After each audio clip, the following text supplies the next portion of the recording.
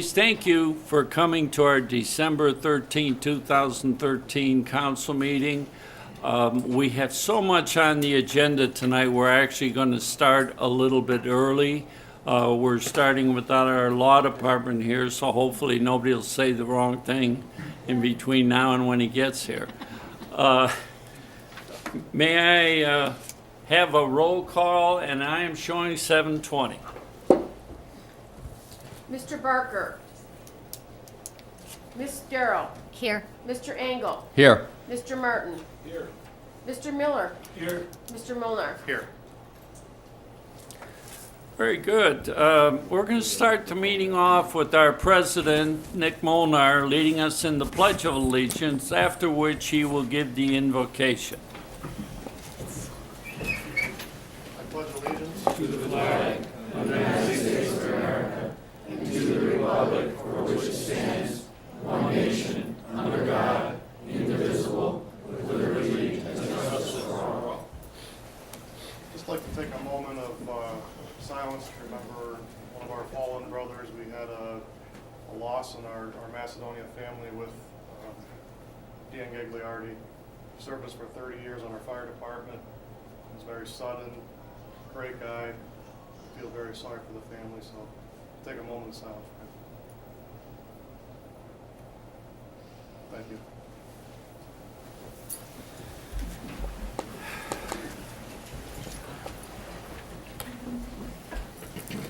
Okay, starting right off with the minutes, do we have any changes, or do I have a motion to accept? So made. Second. All in favor? Aye. Opposed? All right. Mr. Mayor? Yes. If I may interrupt, before we continue, I'd like to make a motion to acknowledge the October-November finance report as presented by the finance director. Second. All in favor? Aye. Opposed? So accepted. Thank you, Finance Chair Dave Engel. All right, tonight we have some proclamations, presentations, and we're going to get started on this and try and move it as quickly as we can, starting with Jim Crevar. Jim? Can you give me 1 minute? My family's on their way. Oh, okay. Well then, let's go to, the next is a presentation by the fire department. Are we gonna have that because they were on call? Paul? Any? We,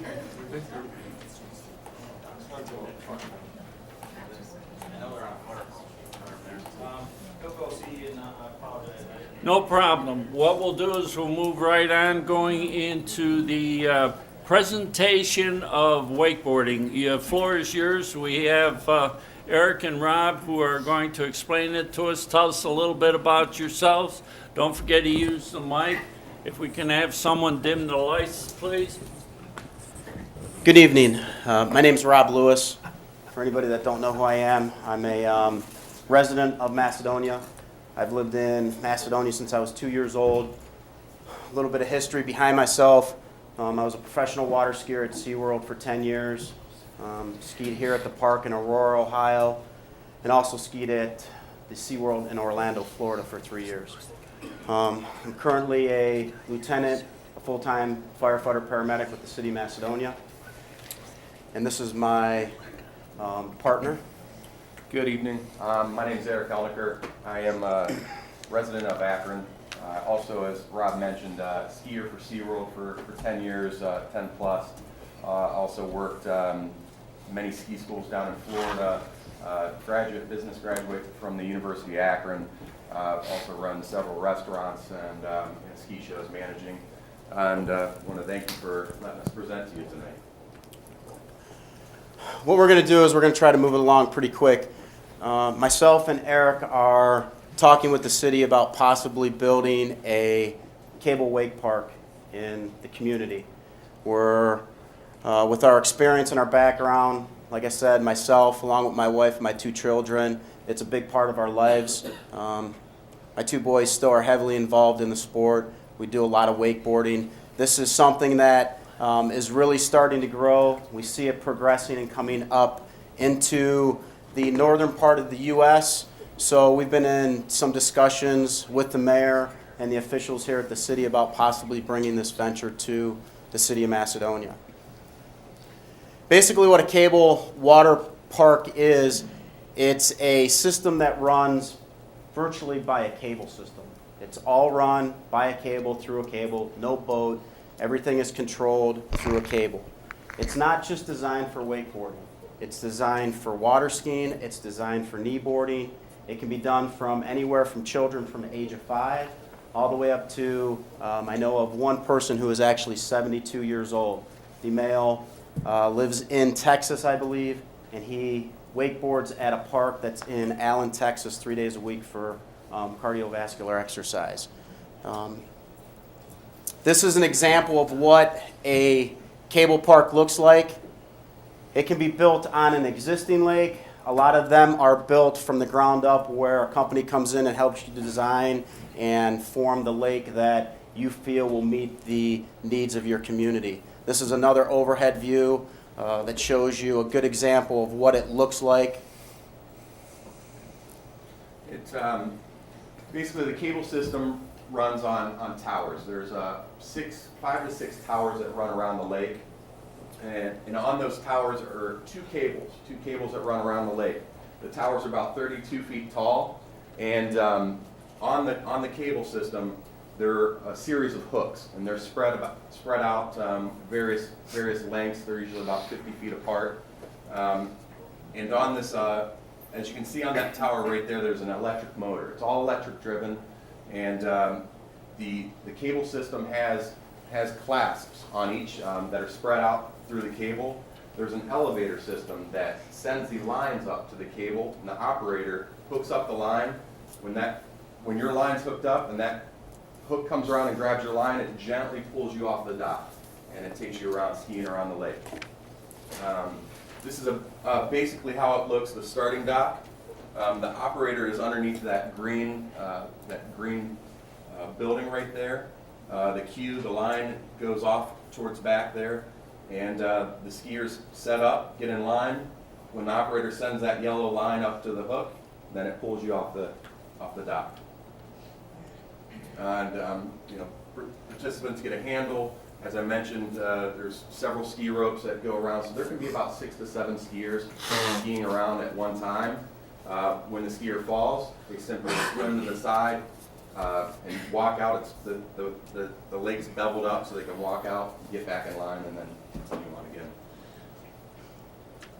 And there's a trained operator.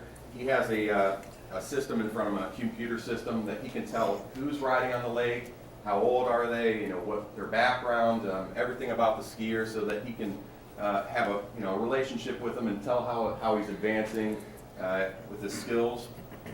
And the operator has a brake, so at any time he can stop the cable system. So if he sees that there's a rider's having a problem, he can stop the cable system at every time, so it's fully safe. Like Eric was saying, the whole system is designed and operated from a company that basically came from Germany. The company that we're in discussions with comes in and trains myself, along with Eric, everybody that would work for us on how to operate the system. It's a very consistent, controlled system throughout when one rider's on or 6 riders are on. Like Eric was saying, everything is controlled off of basically a computer screen. At any given time, the operator who is operating the system can push a button and shut the whole system down. Based on the size of the lake, that determines how many riders are out riding at one given time. The nice and unique thing about it is children that have never done it before have the ability to move to a smaller part of the lake and actually go on a single cable that's designed to take somebody who has never been on a wakeboard, who has never been on a kneeboard, who has never been on a pair of skis, and get one-on-one instructions with an instructor who has a lot of background, per se, like Eric or myself, and they can be taken from a point where they're not moving to where they basically come up on the water. If they start to fall, all you do is take a dial and turn the dial down, and it just totally stops them. Once they get to the point where they are comfortable and they learn how to ride and they feel comfortable, you take them from the smaller water to the bigger piece of water where the full cable system's at. We have a little clip that we'll show you in the video. It's called a 2.0 system that will show you how the beginner system runs. Advanced to Pro, it's a sport that's really growing. They have competitions worldwide. They're getting big in the U.S. And in the lake, there will be several obstacles. When you're just getting towed down the lake, it pulls you right down the middle where there's no obstacles. You have to physically try really hard to get out, to get to an obstacle, a jump, similar to a ski resort or a terrain park where they have snowboard kickers, jump sliders. You have to physically ski out to hit to those obstacles. And, riders can improve their skills. It's when you're out there building relationships, you're challenging each other and seeing someone do a new trick, and you really want to learn that. So riders are pushing each other, and it's a big family atmosphere. We see it as a perfect fitness fit because not only do we want to bring a cable park to the city, we also want to bring a nice lake where we can have other events as far as use with the lake. So we can have triathlons that can be held out of the lake for training in the morning that people can come out and swim. Paddleboarding is getting really big, so we can have paddleboarding, people come out, get exercise that way. And also we imagine having a nice swim area with a beach that the community can take advantage of. As I was mentioning, it's also good for birthday parties. Instead of taking a group of kids to the arcade, they can come out and get some physical activity while they're having fun for their birthday party. In the winter, we also see it as a nice ice skating destination as well. Like Eric was saying, we basically brought this approach to the city. In discussion with Eric and talking with Eric, we talked amongst each other and said, where would we think a good place would be to do this? And we actually looked at Brandywine and Boston Mills Ski Resort. They have a small lake down there, but unfortunately the lake that they have is pretty much locked. They can't widen it, they can't expand it to the needs that we're looking for. The unique thing about it, like Eric said, is I spend a lot of time on the ski slopes at Brandywine in the wintertime with my two boys. And these snowboarders are everywhere. They're in these parks, they're hitting these rails, they're hitting these jumps, they're all over the place. So I told Eric, I said, let's approach the city of Macedonia, my mayor. I said, we have this beautiful park up at Longwood with all this unused land. We truly feel that the location it is in Macedonia with the area, with all the surrounding communities, how close we are in proximity to Brandywine and Boston Mills, that we think it would be a great fit for the city. Along with, there's been numerous talks for years, once our rec center was built, about are we ever going to get an outdoor swimming pool? It's not an outdoor swimming pool, but we have talked with the mayor. One of the questions was, would you be willing to put a swim area? And we said, absolutely. That would be great. So we've talked about having a nice beach where a family can come and bring their kids with a area that's marked off for swimming. We've talked about, I know Angela, the Parks and Rec director, gets a lot of phone calls in the wintertime about, do we have an ice skating facility in town? This would give us a possible way to ice skate, weather permitting, and the neat thing about it is the lake that's built is very shallow. It will be anywhere from 8 feet deep at the most to 6, give or take. The shallower the better. We don't need a huge lake that's 20 feet deep. So we really truly think it'll fit in town. When you talk about the aesthetics, as you can see in the picture here on the bottom right hand side, that's a cable park that's in full operation, and you can't really even see the tower that's running there. They painted their towers black. On the bottom left hand corner is an example of another tower that they painted blue. Up on the top left-hand corner is an example of a tower that runs what's called the 2.0 system. That's the single cable that runs to help individuals who have never done it before, mainly smaller children that feel a little overwhelmed with getting out onto the big cable park to start with.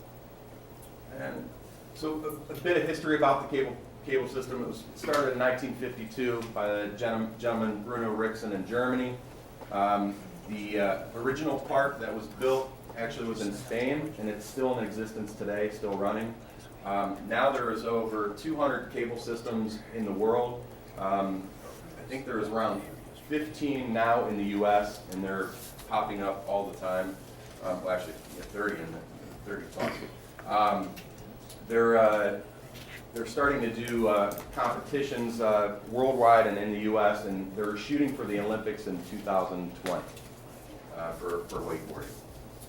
Just a little bit of, building on what Rob said about, why Macedonia. Down at the bottom left, there is this cable park in Cincinnati, in Butler County, and those are the surrounding counties around Butler County. Within about an hour radius, you want to have around 1.5 million people. In, pardon my eyes, but in Butler County, surrounding area, they have 2,200,000. Surrounding area around Macedonia, we have 2,700,000. So we know that we have enough people that it would be beneficial. As far as participation, it's a growing industry. Water sports it's a huge industry.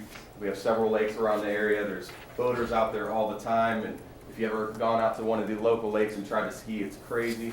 This is a nice controlled atmosphere, controlled environment, very safe, and Rob will touch on that in a moment. When we talked about the economic impact, when we presented everything to the Planning Commission, for us, is it a big moneymaker for the city? A business of our size, if it comes to the city, we're going to employ approximately 10 to 15 individuals, give or take a few. But I think one of the unique things that Eric and I are talking about, hopefully we're going to have our youth involved. We know several individuals, families that we know that have teenagers that are 17, 18, 19 years old that we think would really like to be involved in something like this. And for us, bringing the youth involved, getting them out there, helping children of younger ages, we think it'd just be a great fit in this area of Nordonia Hills. Another thing we talked about was, if it does go, a lot of these parks host 1, 2, 3, depending on the area they're in, a pro tournament once a year. Like Eric was saying, it's very big. Cable wakeboarding is becoming very large. Most of these sites hold at least one tournament a year. Our plan is to have one tournament a year. And the unique thing about it is it's just not for pros. For example, my two boys, my 7-year-old and my 10-year-old, when we go to cable tournaments or we go to wakeboard tournaments, they're out there competing along with the pro men, the pro women, and the seniors, where you've got 50 and 60-year-old individuals out there riding too. The economic impact it has, these are true figures taken from an event that was hosted at a cable park. It's bringing people into your community, they're staying at your hotels, they're eating at your restaurants. It definitely has a huge impact to bring quite a bit of money into the city. We've run some basic numbers. We really truly think that it'll benefit the city with what we've run based off of some of the other parks. Community building, as we mentioned, speaking with Angela, just nice to have any summer camps, summer programs that are run, another avenue for them to get over and take advantage of the lake and take advantage of the ski program. It's relationship building, it's family oriented. The park is not where you go to, say, at Disney, pay admission to get in. So you come to the park, you pay, you get a wristband if you're going to ride. If you're not, come on in, sit down on the beach and watch your children ski or have a picnic. You don't have to participate, and it's open to the public. It's just a nice, as I mentioned, a nice relationship builder. It helps children develop and grow. They also get a little bit competitive and want to compete with their fellow friends. Safety. We've had a lot of questions in regards to the safety of the cable parks. And I can tell you that every cable park that is in existence in the United States and in Germany and any other country, a helmet and a U.S. approved life jacket is a must. It's mandatory. You don't even think about getting on the starting dock unless you have those two items on. A couple other things to keep in mind is when they come in, there's a whole liability waiver that everybody signs. There's a video they watch. You go through the whole system, how it works, talking about safety, with being on the fire department. All our employees will be CPR certified and have some type of water rescue training. I'm very big into the water aspect, so they will be trained appropriately. As far as environment goes, as I mentioned, it's all electrically driven. They estimate that the cost to run the park for one full day is $10 a day. You go out in a boat, anyone that has a boat, you know, probably dropping $60 to $70 in your tank just to go out and ride for a few hours, and pollution as far as that. For water quality, they've done studies. Just the skiers that are making laps around the lake puts oxygen into the lake and helps it stay clean. You know, and preserving the landscape, as I mentioned, you know, the towers are blend in very well, and it's completely silent. So as far as having a park up and running compared to, say, a volley or a softball stadium, it's very, very quiet. You can hardly even tell it's running. This is just an overview, gives you an example of a master plan from an existing park. This is an example of a park in Allen, Texas. The company that we're working with that actually comes in and erects the cable built this park. This park is in Allen, Texas, and the Wake Park Projects and Earl Ball, their general manager, operating manager, helped design this park. This is something that we're actually using as a footmat for our park if it goes in the community. This lake here is a little longer than what we're looking at. Ours is going to be more of an oval shape, a complete circle. And one of the main reasons for that is just talking with Earl, as they've been designing these lakes, unless you have a specific design that you want, the more of an oval-sized lake, as you can see here, makes it a lot easier for the beginner, the more amateur rider to come out, because it's just a continuous moving cable that they don't feel any resistance off the pulleys. On the bottom of the screen is an example of where we talk about the 2.0 system, which after the presentation, when you see the video, you'll get a good understanding of that. That's where the single cable is for individuals who have never ridden before, would come and actually get a feel for it before they jump out onto the big lake. This is also where we talked with the mayor and everybody in the city on where we would hopefully incorporate, design a beach area along with the swim area in the city. Another example of a true cable park. We're going to show a video that gives you a very good understanding and example of a true cable park in motion.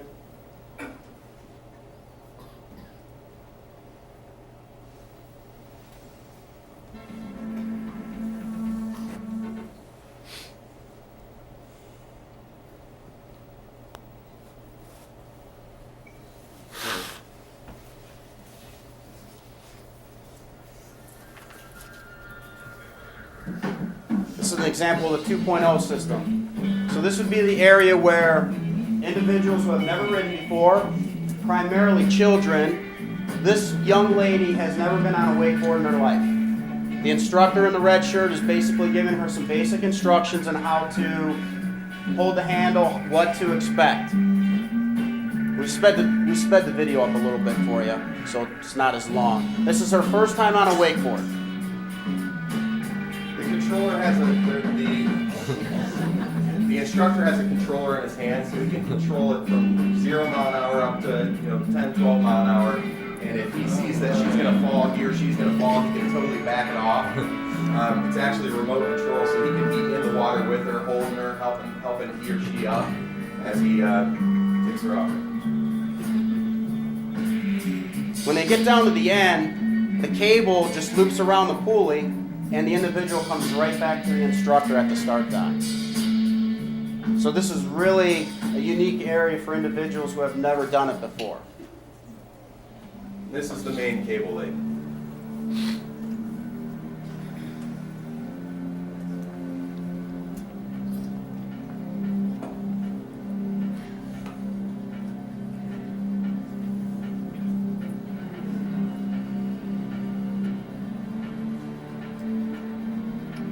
More advanced rider, of course. These are true existing parks that are spread out through the U.S. and internationally. Starting dock. As you can see, a youngster on a knee board. They all have life jackets on. They all must wear helmets, except for that individual right there. He must be one of the owners. So, but that was something that was just implemented, I believe, over the last couple of years, that helmets and life jackets must be worn at all times.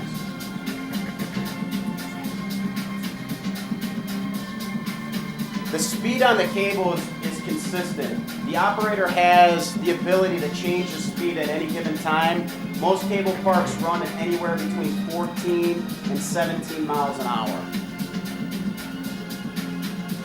More advanced riders cut out, that's how they generate their speed. Like Eric was talking, the apparatus that's structured throughout the water, the only way you can hit it is if you edge out to hit a slider box or a rail, something like this.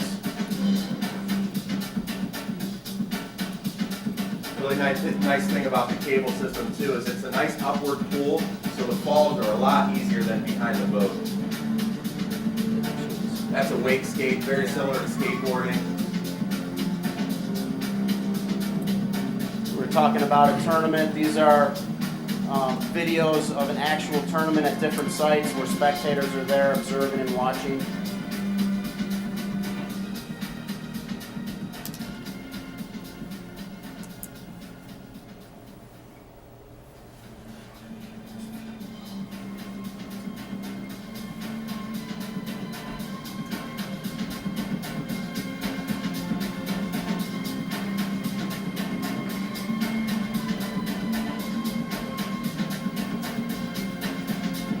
It's a very family-oriented sport.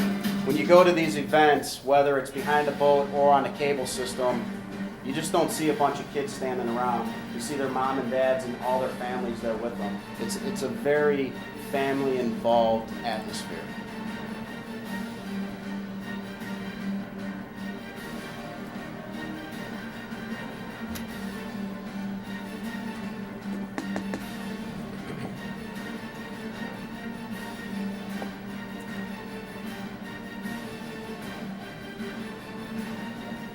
All the rails that you see in the water, if anybody's been down at Brandywine Ski or Boston Mills and has been over by the terrain park, a lot of these kids are doing this stuff on the snow.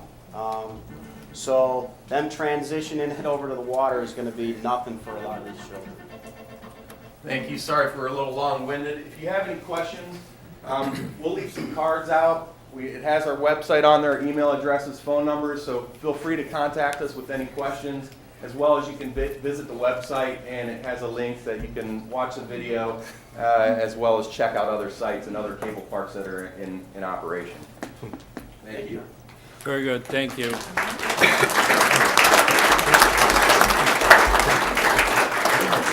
Okay, we're going to move right into the presentation by the fire department. Tim, are you ready to do that?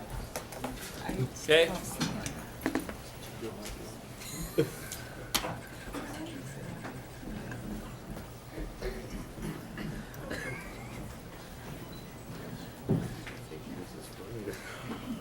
We have a lot of people for our presentation tonight, so I guess we can have the lifeguards come up.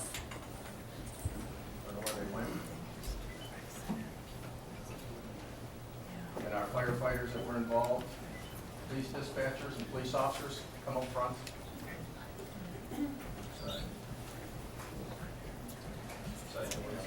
Up front here.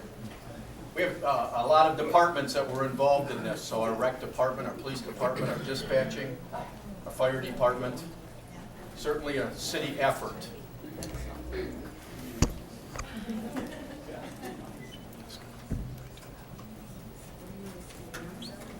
Mayor, I'd like to introduce our medical control doctor, Dr. Don Spanner.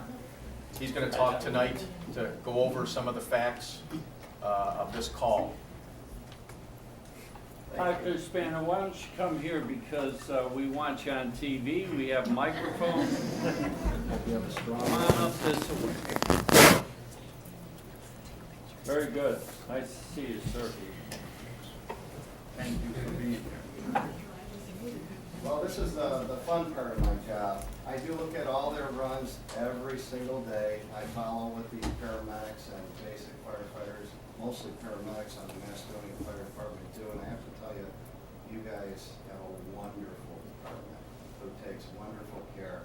And this is the kind of day that we can celebrate, not just the department, but the city of Macedonia, and the kind of safety work that they do in this city. Mr. Rice, if you wouldn't mind just standing up for a second. Mr. Rice is still part of our world, and we're very happy about that.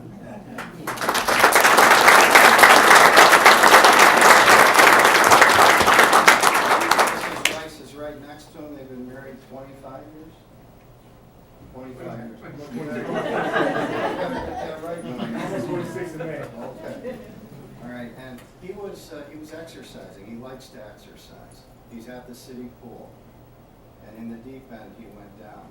He was at the bottom of the pool, and Lillian Chrisjack, one of the lifeguards, went down and got him. And then she's not here tonight because she had surgery on her foot, and she's got a family member who's ill. But for those of you who know her, we owe her a debt of gratitude. We also have other lifeguards here. Let's see, Tanya Caddy. She actually was the first person to perform mouth-to-mouth and compressions on Mr. Rice. Mr. Rice was dead. We also have Sarah Penn and Sarah Ulysses, correct? They also helped out. We had a lot of help from the police as well, even starting with Kim Sutton. Where's Kim? Kim Sutton, our dispatcher. You know what? You know how long it took the firefighters to get there? 2 minutes. The national average for a major emergency is 4 minutes. Your city got there in half the time. Time is everything. Time is everything when we're talking about somebody who's no longer alive.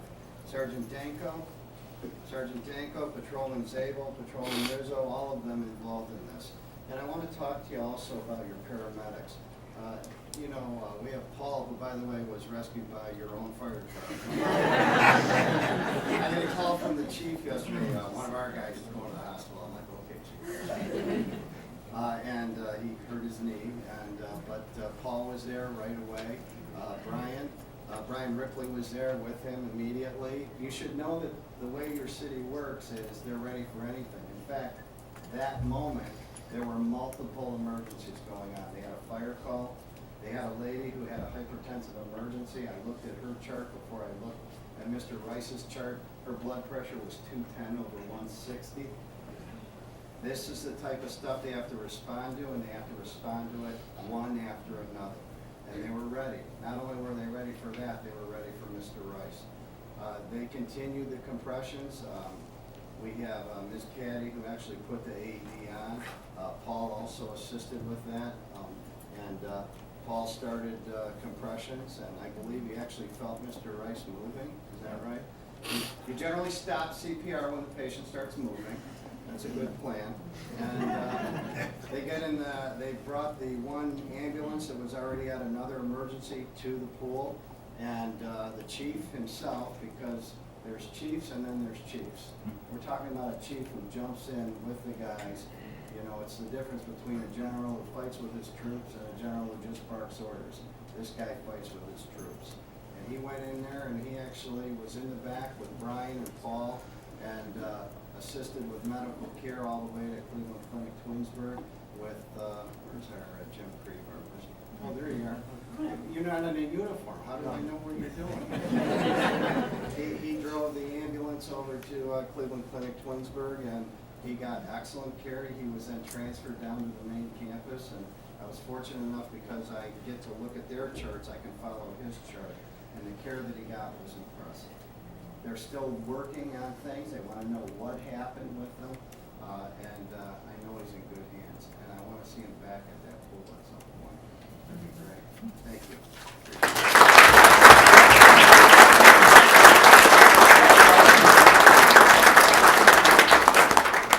Also, I would like to say thank you to everybody. The collaborative teamwork that took place, was really miraculous. The timing and everything was just remarkable. chief and captain, lieutenant, being within just a matter of minutes away. And I wouldn't have made it without you. And, the Macedonia Rec Center is, a place I go almost every day for, recreation and exercise. And I was told the pool is the safest place for me, The mobility issues, but anyway, I've got a chance to know the lifeguards and so forth. And it's almost a very family oriented atmosphere. So it encourages everybody to stick together. And even Lillian, was watching me, after exercising, watching me swim, but I've, over the years, watched the lifeguards in action, and if you had a chance to talk with them, and all I can say is thank you.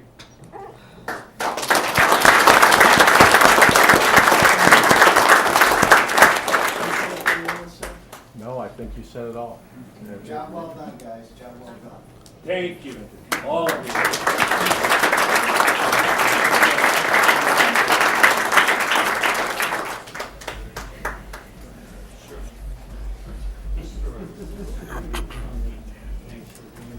Thank you.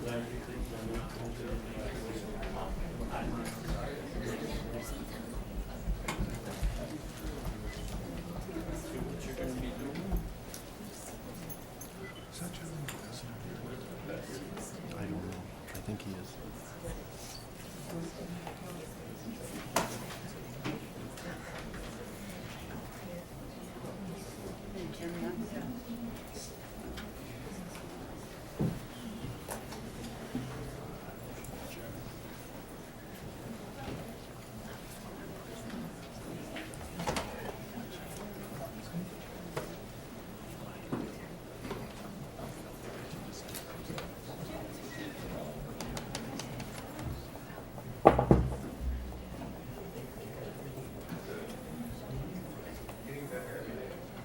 All right, everybody's filing out while this is going on. Jim Crevar, are you within my voice, Jim? All right, head them on in this way. Okay, Jim? All right, Jim Crevar has been with us a long time. Jim Crevar has worked in many capacities for our city. He's been our service director for years. A service director can make or break an administration. A service director is a very, very important job. And over the years, Jim has done a wonderful job. So with that being said, I have a proclamation for him that I'd like to give to him tonight. As you can see, Jim was with the previous group here. So he not only is a service director, or was our service director, he was also a fireman. And continue to be a fireman, correct? All right, here we go, Jim. Whereas we honor today Jim Crevar's 15 years of service with the service department. During these years, he has made a significant difference with his contributions and assistance in numerous departments and functions of the city. Whereas the performance of his duties and his willingness to accept responsibilities and form good working relationship with others has established him as a dedicated individual. And whereas Jim has also served this community as a Macedonian firefighter and has proven himself to be exceptional and ever willing to risk his life to protect the lives of our citizens as well as their property from the devastating effects of fire. And whereas his knowledge of history and evolution of our community is a wealth of information. And whereas we extend to Jim and his family our best wishes for continued success, and may he enjoy a long and healthy retirement and great success in his future endeavors. Now therefore, I, Donald Cook, the mayor of the city of Macedonia, Ohio, have hereunto set my hand this 13th day of December in the year of our Lord 2012, thereby celebrating Jim's employment with the City of Macedonia Fire Department and Service Department, and do hereby proclaim this day as Jim Crevard Day.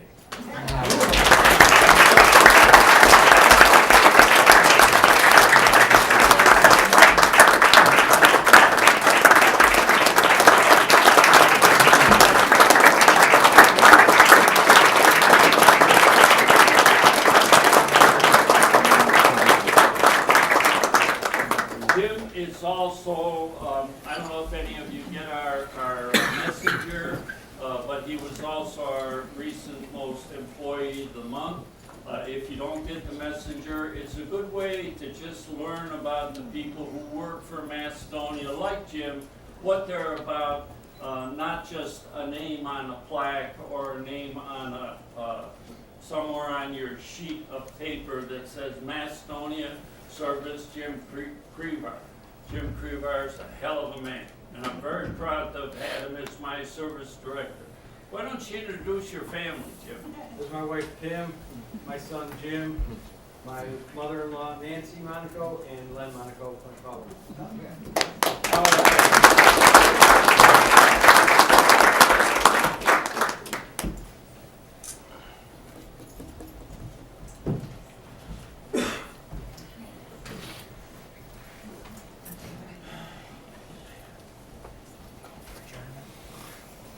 All right, thank you for being so patient through all of this.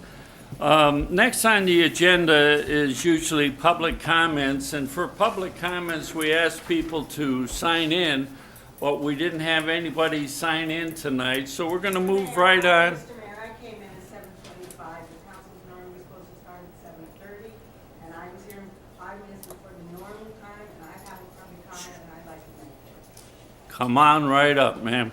Tell us your name and your address. And we, just so you know, that we have limited lately our comments to 5 minutes, so there is a timer up here. Go right ahead. Okay, thank you very much. My name is Rose Kasmer. I live at 849 Chinook Trail, Macedonia, and I'm here for myself. Even though I'm a member of the Longwood Manor Association, I'm not speaking for the Longwood Manor Association. I would just like to make some comments about this cable park. My opinion, and this is my own opinion, that any use of the park is public land. It belongs to the people. So I would encourage the council not to rush in a decision, a yes or no decision on this. I think they should wait at least 6 months, because that way they would give them time in the summer to go visit other parks and see what the effects are into the community. I don't, and this type of thing is I'm kind of questioning the location where this is going to be done. From my understanding, it's going to be in the area between where the manor house is right now. And the plans I saw, the manor house would be taken down. Okay? And also, I think it's a good idea. I would enjoy it. But who's going to supervise all these kids when they're there? You've got only a percentage, you've got limited time during the year to have this water park, 2 or 3 months. I'd like to know what the percentage of our youth would be able to use this. I would like to know if the Macedonia youth would have preference over other youth from other communities. And then I'd like the council to think about things such as where is there going to be a locker room, a changing room? Where is there going to be a refreshment stand? Where is there going to be parking? Where is there going to be, how much of the city, what is this going to cost our city? And I'd like to see the city do a plan, a business plan, on what they expect to get out of this from their point of view. How much is it going to cost the police? What kind of traffic is this going to bring in? Et cetera, et cetera. Also, why not have this at the YMCA? There's 11 acres there that they're looking for something on the park, on their area. There's already a 5-acre lake there. I don't think it's comparable to the ski program. The ski program happens during the year. You have supervisors, and you have an adult supervision, and you have reduced rates for the students to go to the school. What I heard was this was going to be $25 for 2 hours. And if it's going to be $25 for 2 hours, what's the throughput? How many kids can they service in a certain time? And if it's going to be open to the families, you're talking about evening hours and weekends only. Have you asked the churches how they feel this is going to affect their traffic in the morning on the weekends? Like I said, I'm not really opposed to this, but I just want the city to do their own planning and their own budgeting and come up with their own plan to see, will we gain more than we will lose from this? And also, we're going to lose some pristine land. Now, I personally am a member of the Sierra Club. I don't think blank land is unused. You have wildlife around there. How is this going to interact with the wildlife? Environmentally, it seems pretty safe. But what about the times that nobody's using this? What about rainy days? Do you think the geese, I mean, I'm being kind of facetious right now, do you think the geese are going to stay off of this? You know? So I just ask that the council be very, very careful, because we've had two things already fail in Macedonia. We had the first golf course fail, and we also had that visitor center fail. And I would just like you to be very, very careful and consider all the aspects of this, not just the limited idea of the park itself. Thank you very much.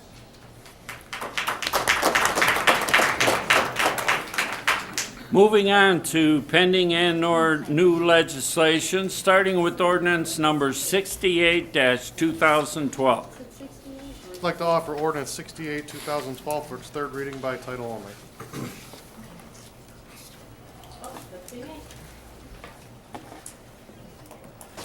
An ordinance amending the business regulation code by adding new chapter 794 entitled Hotel and Motel Security and Safety. And what's your pleasure? Mayor, before I go into that, I just want to clarify that this is the old hotel ordinance that we drafted, and this is the one that we are going to abolish to get to the new one. So with that, I move that we pass and post according to law ordinance 68, 2012. Roll call. Ms. Darrow? No.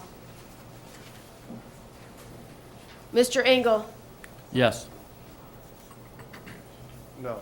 I mean, no, I'm sorry. I was. Thank you for picking up on the people. Mr. Martin? No. Mr. Miller? No. Mr. Molnar? No.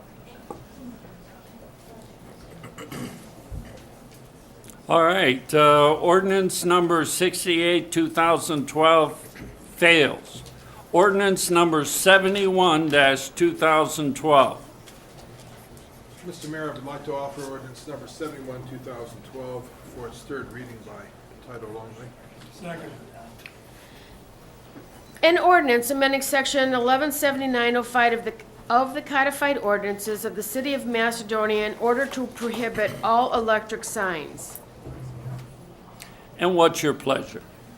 Before I ask this to be passed, posted according to law, I just want to point out that we had a meeting a couple weeks ago where we discussed both Mr. Molnar's ordinance and my ordinance concerning electric signs. Can you This- speak up, Mr. Martin, please? Pardon? Can you speak up, please? I know there's some. Yeah, I'm not feeling that great. I apologize. Okay, sorry. But at any rate, a couple weeks ago, Mr. Molnar and I had arranged a meeting to discuss both the issue of hotel security and electric signs. And the portion of my meeting dealt with the total prohibition of electric signs, because I feel that they are an eyesore to the community and that they devalue property over the long run. At any rate, we had a very good discussion. We had professionals in. We heard several different points of view. And what we've decided to do was to impose a moratorium where we would not allow these signs for 180 days and further study the issue.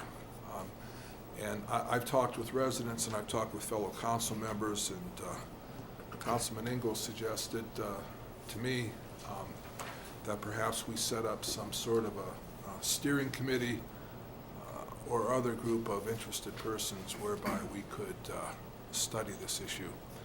So This ordinance is going to be defeated. Everyone should vote no on it this evening.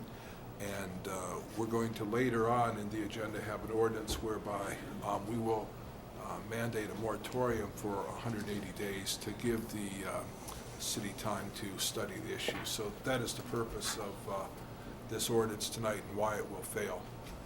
I move we pass and post ordinance number 71 according to law. Second. Roll call. Ms. Darrow? No. Mr. Engel? No. Mr. Martin? No. Mr. Miller? No. And Mr. Molnar? No. Ordinance 71, 2012 fails. Moving on to ordinance number 84-2012. Mr. Mayor, I'd like to offer ordinance 84, 2012 for first, second, and third reading by title only. Second. All in favor? Aye. Opposed? An ordinance authorizing the mayor to enter into a 3-year contract agreement with Julian and Grube, Inc. for certain finance services. Short explanation, please, Scott. Yes, sir. This is a CPA firm that we've used for over 5 years, and they compile our annual financial statements to present to the auditor. They basically take our GAAP, it's a generally accepted accounting practices, and put them into a format that the auditor then audits. And by going with a 3-year contract instead of the historic 1 year that we've done in the past, we'll be able to save additional $3,500 in their fees. And what's your pleasure? Mr. Mayor, I move that we pass and post ordinance 84, 2012 according to law. Second. Roll call. Ms. Darrow? Yes. Mr. Engel? Yes. Mr. Martin? Yes. Mr. Miller? Yes. Mr. Molnar? Yes. Ordinance 84, 2012 passes. Moving on to ordinance 85-2012. Mr. Mayor, Mr. Mayor, I would ask that ordinance 85, 2012 receive its first, second, and third reading by title only. Second. All in favor? Aye. Opposed? An ordinance confirming the appointment of Janelle Melanchenko to the position of part-time clerk of the city of Macedonia. And what's your pleasure? Before we go on, Scott, could you explain your reorganization of your department and how this is actually going to be saving us money because it's part-time positions? Yes, sir. I'm currently employed, this will be our second clerk payables person or person in the finance department, where we had one full-time person and that person was accepting hospitalization benefits. That by streamlining the department and having a second person come in with less pay and less benefits, it's just making the finance department a little bit stronger. And this person's here today. She's actually a city employee that works at the rec center as a lifeguard, and she's an OU graduate with a bachelor's degree in planning. And she's done, I had her as an intern, and she's done an excellent job. She catches on to everything, and I hope that she's going to do an excellent job for us, save us money. Okay, great. What's your pleasure? Mr. Mayor, I move that we pass and post ordinance 85, 2012 according to law. Second. Roll call. Ms. Darrow? Yes. Mr. Engel? Yes. Mr. Martin? Mr. Miller? Yes. Mr. Molnar? Yes. Ordinance 85, 2012 passes. Janelle, welcome. All right, to our employee. Janelle's been with us for quite some time, and she's a very smart young lady. We're very glad to have you. All right, moving on to ordinance 86-2012. Mayor, I'd like to offer ordinance number 86, 2012 for its first, second, and third reading by title only. Second. All in favor? Aye. Opposed? An ordinance confirming the appointment of Benjamin Welsh to the position of part-time firefighter.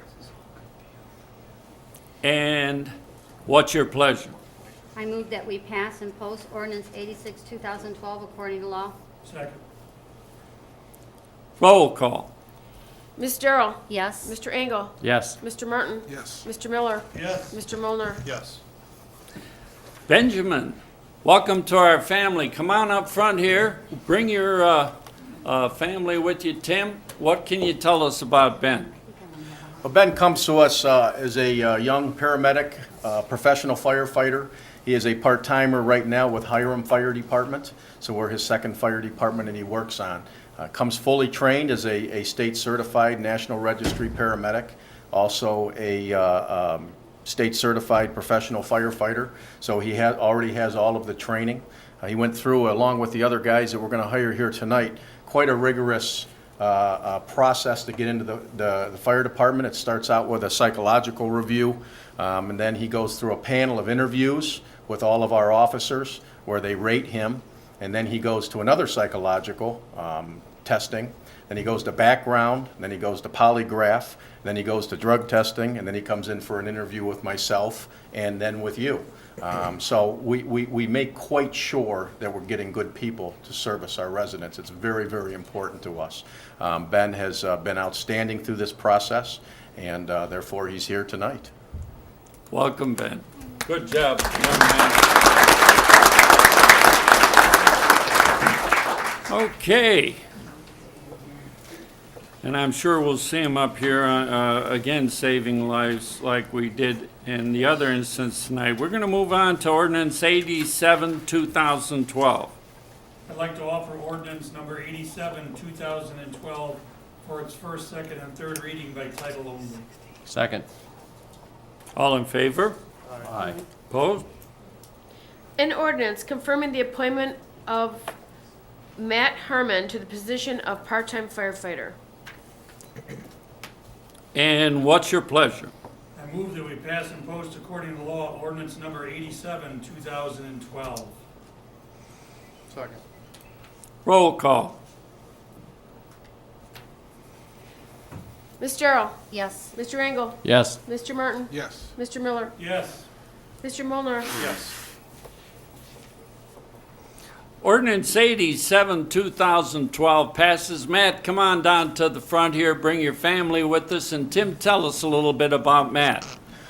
Well, along with the other young men that we're putting on tonight onto our part-time staff, of course, Matt is a certified professional firefighter and a state-certified and nationally registered paramedic in the state of Ohio, so he comes to us fully trained. Matt and Joe that's coming up have the distinct pleasure of being our first explorers that we're hiring. So that is quite, we started that program back in 96, 97. Lieutenant Paul Solinsky handles that. This is a program by the Boy Scouts, Explorer program, where 14 through 21 kids can come in, within those ages. They come in, they go on calls with us, they train with us, they have their own programs, they raise their own money, costs no money to the city. This is done by advisors completely on their own time. That's headed up by Lieutenant Paul Solinsky, donates a ton of time for this program to let these kids see whether firefighting is what they want to do. We also give, the fire department also gives scholarships to any high school kid that wants to move on to paramedic and firefighter or the medical field to help them along. So Matt comes to us now as a part-timer, but has already been on calls with us and has 6 years, as a matter of fact, since he was a sophomore in high school. He has been active with the department, coming in for trainings. So he is the first one. We had a cadet program back in the 70s. It brought forth Captain Ripley, Safety Officer Ed Marak, and also rest in peace, Captain Dan Gagliardi, that retired in '09. So we got quality people from that gave a lifetime of service to us. We wanted to start that program back, and like I said, Paul Solinsky handles that program, and Matt is our first person that we're taking off of that program that we're actually hiring. So that is very special to us. So already 6 years experience on the department. Wow. So Congratulations, Matt.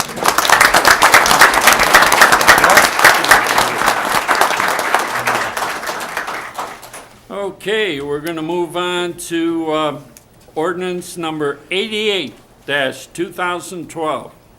Mr. Mayor, I'd like to offer ordinance number 88, 2012 for its first, second, and third reading by title only. Second. All in favor? Aye. Opposed? An ordinance confirming the appointment of Joseph McClay to the position of part-time firefighter. Mr. Mayor, I move we pass and post according to law ordinance number 88, 2012. Roll call. Ms. Darrow? Yes. Mr. Engel? Yes. Mr. Martin? Yes. Mr. Miller? Yes. Mr. Molnar? Yes. Ordinance 88, 2012 passes. Come on down, Joe. He was sitting up front here before, so I had to look. Why don't you bring your family up here with us? And Tim, could you give us a little bit about Joe?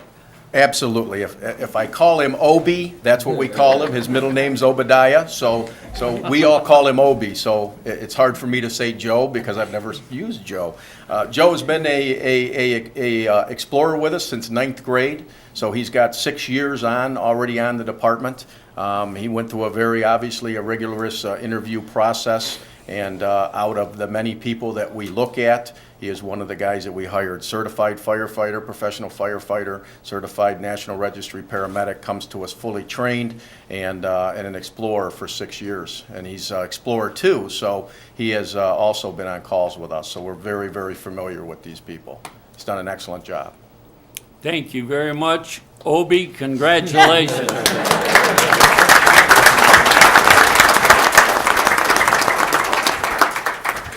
All right, we're going to move right on to ordinance number 89, 2012. I'd like to offer ordinance number 99, 2012 for its first, second, and third reading by title only. I mean by, We have Ken for 89. All right, we've skipped 10. Yeah, you said 99. We're 89. at 89. That's all right. No, you didn't say it, Mr. Mayor. I think Daryl did. Okay. I'd like to offer ordinance number 89, 2012 for its first, second, and third reading by title only. Second. All in favor? Aye. Opposed? An ordinance confirming the appointment of Bill Mock and Ed Morris as members of the Macedonia Income Tax Code Board of Review. Mr. Mayor, I would like to pass and post according to law ordinance number 89, 2012. Second. Roll call. Ms. Darrow? yes. Mr. Engel? Yes. Mr. Martin? Yes. Mr. Miller? Yes. Mr. Molnar? Yes. Ordinance number 89, 2012 passes. This is something that we have to do regarding city income tax rebates or refunds that we give back in a special program that Macedonia has called the MOP program. And it doesn't stand for a utensil for your floors. It stands for Macedonia Occupancy Program. This program helps us bring and build our business base so that we can have the city income tax revenue we need. Every once in a while, questions are raised, so we have to bring forward someone to donate maybe one meeting a year to address these incidents. So we'll move on to ordinance number 90, 2012. I'd like to offer ordinance 90, 2012 for its first, second, and third reading by title only. Second. All in favor? Aye. Opposed? An ordinance confirming the reappointment of Robin Brzezinski to the Audit Committee. And what's your pleasure? I move that we pass and post according to law ordinance 90, 2012. Second. Roll call. Ms. Darrow? Yes. Mr. Engel? Yes. Mr. Martin? Yes. Mr. Miller? Yes. Mr. Molnar? Yes. Ordinance 90, 2012 passes. Robin's here with us this evening. Thank you very much for your years of service. People like this who have a business in Macedonia go out of their way to help us make sure that we're transparent. Thank you. I appreciate that. Moving on. Okay. Moving on to ordinance 91, 2012. Okay. I would like to offer ordinance number 91, 2012 for its first, second, and third reading by title only. Second. All in favor? Aye. Opposed? An ordinance confirming the reappointment of Pat Lachowski as the representative of the City of Macedonia to the Summit County Board of Health. And what's your pleasure? I move that we pass and post ordinance number 91, 2012, according to law. Second. Roll call. Ms. Darrow? Yes. Mr. Engel? Yes. Mr. Martin? Yes. Mr. Miller? Yes. Mr. Molnar? Yes. Did I say Mr. Miller? Yes. Did I get everybody? Because You it did. seemed like there was, okay. All right, ordinance 91, 2012 passes. Pat has been our representative for quite a few years already, I think my entire term, and this is a reappointment, so thank you, Pat. Ordinance 92-2012. Mr. Mayor, I'd like to offer ordinance number 92, 2012 for its first, second, and third reading by title. Second. All in favor? Aye. Opposed? An ordinance confirming the reappointment, oh, we did that, sorry. No. An ordinance declaring a moratorium for a period of 180 days from the effective date of this ordinance on the acceptance and review applications and the issuing of permits and approvals for dynamic, and don't look, it's for dynamic displays in changeable copy signs within the B1, B2, B3, B4 zoning districts of the City of Macedonia. This was the ordinance that I had spoken about earlier concerning placing the moratorium on the changeable copy signs or dynamic display signs. And I would move that we pass and post according to law. Second. Ordinance number 92-2012. Second. That was your second. Second, yep. All right. I'm sorry, Mike, I'm a little bit congested. Thank you for helping me. You should be in bed with a hot water bottle on your head. All right, roll call. Ms. Darrow? Yes. Mr. Engel? Yes. Mr. Martin? Yes. Mr. Miller? Yes. Mr. Molnar? No. Moving on to ordinance 93, 2012. I'd like to offer ordinance 93, 2012 for its first, second, and third reading and include the first three whereases. I have it right here, Joseph, if you want to take it.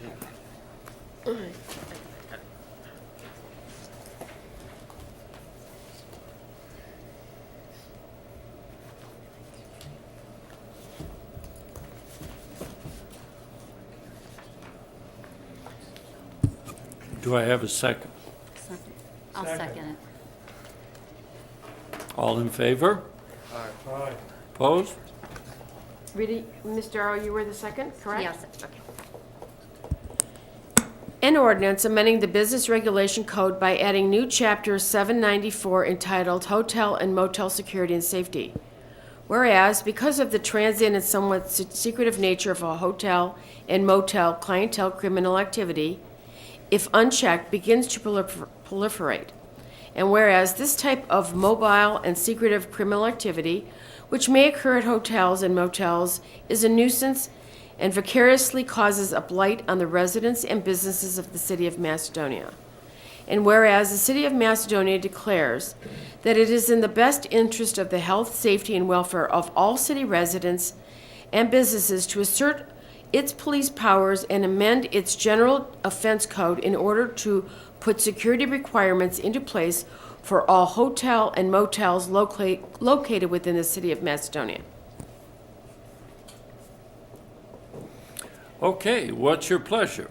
Mayor, if I may give a brief explanation. Sure. We've talked about this ad nauseum for quite some time, and essentially what we're trying to do is eliminate any type of drug activity or prostitution within our hotels. We had some incidents where it was brought to my attention where that was occurring repeatedly, and this helps to eliminate that problem. So with that, I move that we pass and post according to law, ordinance 93, 2012. Mr. Mayor, can I just add something here? Absolutely. First of all, I was concerned about this ordinance from the start simply because I felt imposed a burden on the business people in our community, which would be expensive and at the same time would really discourage people from operating in our community. And we do need more hotels here because our community is growing, this area is growing, and I don't feel comfortable with this because I think it's more showmanship than it is substance. In my opinion, the real way that we should control crime and this type of activity in our communities is by hiring more policemen. And I've talked to Chief Golden about this several times. I think Chief Golden is in accord with it. And instead of passing measures like this, which aren't going to have any real effect, I think what we really need to look at here is adding more personnel to our police department. We've never had enough detectives. I think, Chief, we have 2 detectives now, right? Yes, sir. And how long have we had 2 detectives? I'm going to say at least the mid-'80s. So I think the solution really lies in our police department. I don't think the solution lies in just willy-nilly passing ordinances that make it appear as if something's being done, when we should really be adding more persons to our detective department and our police department. Thank you, Mr. Mayor. All right, roll call. I did need a second, if I did. Second. Ms. Darrow? No. Mr. Engel? No. Mr. Martin? No. Mr. Miller? Yes. Mr. Molnar? I gotta say, I'm awfully surprised, but the chief has worked on this, our legal department has worked on this. I wouldn't call it willy-nilly. Prostitution and meth labs are pretty serious. And if we can do anything to send a message, this was the way to do it. Yes. Ordinance 93, 2012 does not pass. Resolution number 94, 2012. Mr. Mayor, I'd like to offer resolution number 94, 2012 for a first, second, and third reading by title only. Second. All in favor? Aye. Opposed? A resolution authorizing the advance of local taxes by Summit County Fiscal Office to the City of Macedonia for 2012 taxes payable in 2013. A little breakdown, Scott. Yes, sir. This is an ordinance required by the county for we get an advance on our local property taxes. If we don't pass it, then they'll just make 2 disbursements, one in April, one in August. By passing that, they'll send money to us monthly and then settle up through the August at the end of the year. Very good. What's your pleasure? Mr. Mayor, I would move that we pass and post according to law resolution number 94, 2012. Second. Roll call. Ms. Darrow?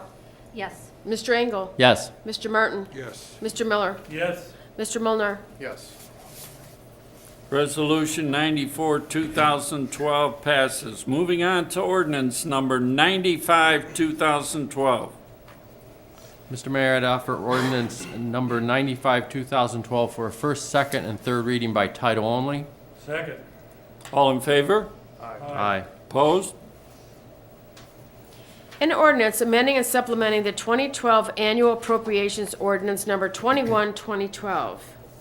Scott, once again, please. Yes, sir. This is just a budget-neutral house cleaning measure. There's some departments that I budgeted shortfalls for, and then was able to transfer money from other departments that had a little bit of excess. Some of the ones down below are court. That was because we have more revenue coming in, and we also then have to send some of that revenue to the state, which is then recorded as an expense for court cost, which is a good thing. And because income tax collections are up, their fees at RETA, again, that's expenses that are taken from books. And the final item was at tax incremental financing, which is money, again, that's brought in and then sent back out from county property taxes to the holder, Huntington Bank. And Kurt Lobinger, that's in the audience, he called me about that because he saw that in my budget early on, and he said, "This is a lot of money. Are you sure about that amount?" And I had some conversations with Kurt, but it was just it was nice that Kurt pointed it out to me and enlightened me on a few things about the history of the TIF program. So again, this is housekeeping measures, and that's it. And what's your pleasure? Mr. Mayor, I move that we pass and post according to law ordinance 95, 2012. Second. Roll call. Ms. Darrow? Yes. Mr. Engel? Yes. Mr. Martin? Yes. Mr. Miller? Yes. Mr. Mulner? Yes. Ordinance 95, 2012 passes. Moving on to ordinance 96, 2012. Mr. Mayor, I'd like to offer ordinance number 96, 2012 for its first, second, and third reading by title only. Second. All in favor? Aye. Opposed? An ordinance providing for the 2013 temporary appropriations and declaring an emergency. And what's your pleasure? I move that we pass and post ordinance number 96, 2012 according to law. Roll call. Need a second. I do. I'll second. Roll call. Ms. Darrow? Yes. Mr. Engel? Yes. Mr. Martin? Yes. Mr. Miller? Yes. Mr. Mulner? Yes. 96, 2012 passes. Moving on. 97, 2012. I would like to offer ordinance 97, 2012 for its first, second, and third reading by title only. Second. All in favor? All right. Opposed? An ordinance authorizing the mayor to enter into a contract with Cigna Group Insurance in order to supply life insurance benefits to qualified employees. I move that we pass and post ordinance 97, 2012 according to law. Second. Roll call. Ms. Darrow? Yes. Mr. Engel? Yes. Mr. Martin? Yes. I think he said Mr. yes. Martin? I said yes. Oh. Mr. Miller? Yes. Mr. Mulner? Yes. Ordinance 97 passes. Moving on to 98, 2012. Mr. Mayor, I'd like to offer ordinance number 98, 2012 for its first, second, and third reading by title only. Second. I'm sorry. All in favor? Aye. Aye. Opposed? None. Go ahead. An ordinance amending Chapter 161 of the codified ordinances of the City of Macedonia by adding new Section 161.22 regarding compensation for interim appointments to vacancies. Mr. Mayor, I would like to move that we pass and post according to law ordinance number 98, 2012. Second. Roll call. Ms. Darrow? Yes. Mr. Engel? Yes. Mr. Martin? Yes. Mr. Miller? No. Mr. Mulner? Yes. Ordinance 98 passes. Okay, we're getting close to the end, folks. Hang in there with us. Ordinance 99, 2012. Now am I. Yes. I switched the paper on. I'd like to offer ordinance number 99, 2012 for its first, second, and third reading by title only. First. No, First reading, first Oh, that's right, we're doing first reading on that one. Yep. Okay, I would like to offer ordinance number 99, 2012 for its first reading by title only, please.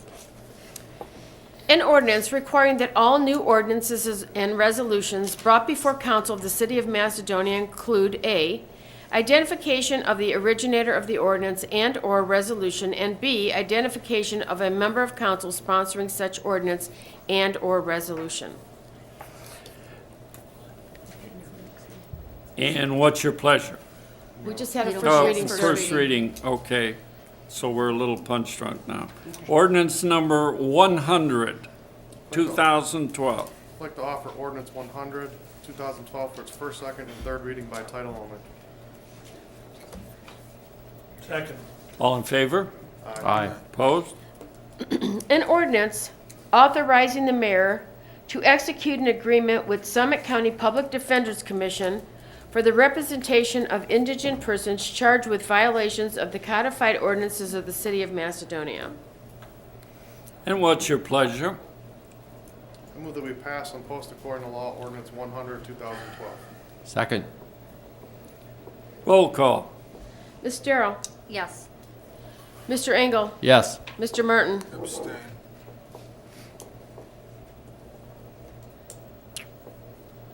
Mr. Miller? No. And Mr. Molnar? I just want to be clear, this is the public defender, so if someone gets arrested for, say, prostitution or a meth lab, they'll have a lawyer to represent them. So If they do not have, yes, if they do not with have. that, I say yes. Yeah. Oh, it passed because the abstention goes with the Goes with majority. positive. All right, yes. What? Are there any Well, other you looked at me, motions sir. or legislative You looked at me. actions this evening? Mr. Mayor, I'd like to make a motion that we authorize the Director of Finance to accept on the behalf of the City of Macedonia donations for the City Macedonia Senior Center of $1,000 from Nordonia Hills Rotary and $1,500 from Jet Systems, Inc. of Macedonia, Ohio. Second. All in favor? Aye. Opposed? Okay, this motion, I have to say thank you to Sylvia Hannikin for giving us that check from the Rotary Club. And also, we have received other gift donations. I think we're going to have a total of at least 3 TVs. What are we going to do with them? We're getting in more and more stuff all the time. This is an example of what's going on in our senior community room downstairs. This is a pool table we're looking at. It goes on the government bid line right now. The bid is $105. Can't hardly buy a pool table for that. So we'll be looking into all these things to outfit ourselves in the community room for the seniors of the Nordonia communities. Moving on to any other motions. Mr. Mayor, I'd like to make a motion to cancel the council meeting of December 27th, 2012, in the observance of Christmas week. Do I have a second? Second. All in favor? Aye. Opposed? All right, in case you didn't hear, it's, we will not have a meeting on December 27th, a normally scheduled meeting in observance of Christmas week. Any other motions or legislative actions this evening? Hearing none, let's move on. Correspondence from the clerk? I have none, Your Honor. All right, mayor's report. Congressman LaTourette has about 20 days left, and he will be officially retired. Macedonia and the people here are losing a friend and a person that took our needs to heart. Congressman LaTourette was able to channel enough funding here to allow us to move forward and complete the vital infrastructure projects that are making this city a destination. It is becoming very clear that without his help, at the time it was given, none of this transformation we are experiencing would have happened. None of it would have been possible. I miss him. He's Macedonia's go-to guy. I miss him already. Today, the door is closing on federal funding, and we are experiencing little, if any, federally funded projects. I firmly believe that if we had not done what was needed when we did it, it may have never been done. We wish our retiring congressman the best. I was at his retirement party on Saturday, and it was filled with excerpts from a life that was leading him to his destiny. That destiny, he was to become one of the greatest congressmen there ever was, and one of the best Americans there ever was. May God bless him for all of his efforts to unite this great country. This was the man who went to both sides of the aisle constantly and tirelessly working to improve it by uniting those elected, and serving in America's capital. Mr. Mayor, can I add something to that? Yes. I just want to say that when you take a look at the accomplishments of your administration and this council, I would really have to agree with you that your ability to develop a relationship with Representative LaTourette and council's ability to work with you to come up with funds to complete these projects, that we've been able to do just great things in this city, namely the widening of Route 82, and secondly, placing a bridge over Highland Road. And once the Highland Road Bridge project is completed, I think that you're going to see traffic in this community move in a manner that you haven't seen ever, and that is going to be a free-flowing, stress-free environment, something that our residents are going to appreciate during their lifetime and for many lifetimes to come.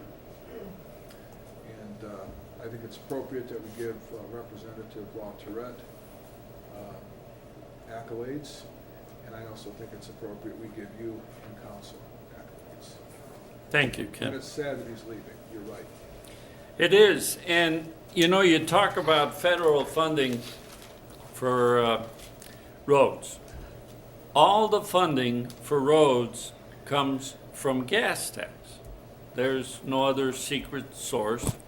So every time you buy a gallon of gas, you're helping pay for the roads that you're using. This was a headline in the Plain Dealer a couple of days ago. Tax from fuel sales must pay for highway work, court rules. How dare they take that money out of the gas tax and put it in the general fund? How dare they? These are our state legislators. So maybe I'm going to be booted out of office tomorrow, but somebody's got to say this. It's wrong. That money was there for a purpose. Gas tax is a user tax. A user tax means you're paying something to use something. That's no different than a wakeboard park. That's no different than going to the movies. All right? And these people were using money. How much money? It was only $140 million, a mere pittance. $140 million? How many South Bedford roads would that have been if we could get that money? It's wrong, and I don't like it, and I'm opinionated, and this doesn't reflect the city's opinion, just mine. It's wrong.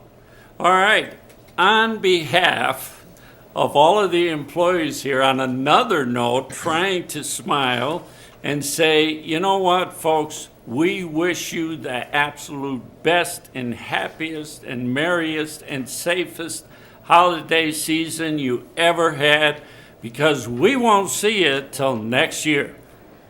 Thank you. And let's move on to committee reports. Mr. Mayor, the Planning Commission met, and we were given a presentation on the water park proposal.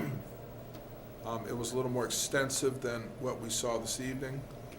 But the Planning Commission said that this is a project that we should further pursue and examine, and that's why it was brought to council tonight, so council could be appraised of the proposal that's been made. I would just like to ask everyone who wants to be involved in this process or feels they have an opinion, and we've heard some this evening, I would ask them that they come forward to the city and let us know what their feelings are. Because already this project has generated some pretty good comments, Mr. Mayor. Beyond that, I'd just like to wish everyone a Merry Christmas, a Happy New Year, and I also want to thank Angela for playing some great Christmas music at the rec center while everyone is working and exercising and having a good time. Thank you, Angela. You're welcome. Really gets everybody in the spirit while they're huffing and puffing. Are there any other committee reports? Hearing none, let's move on to... Mr. Mayor? I'm sorry. Yes, Manor House Committee. John? You come up to the microphone, John.